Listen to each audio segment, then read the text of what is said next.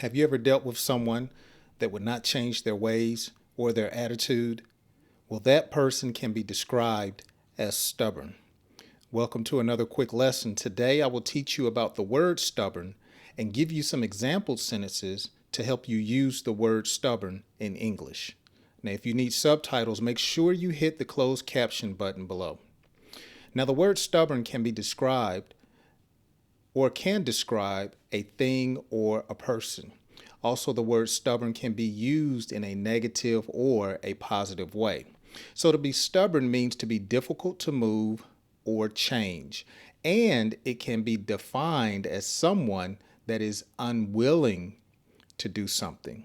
So for example, you may say the nail in the wall was hard to remove. It was being stubborn.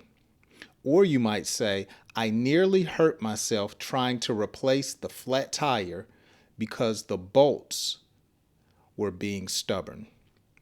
Now, when talking about a person, you might say she was being stubborn because she was unwilling to apologize for her mistake.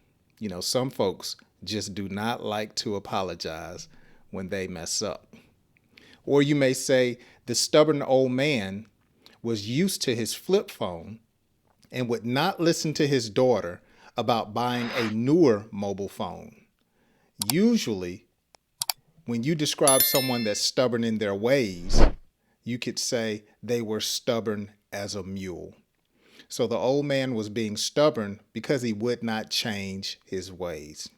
So to be stubborn means to be difficult to move or change or unwilling to change. My name is Jay, and I have plenty of videos on YouTube to help you understand and speak better English.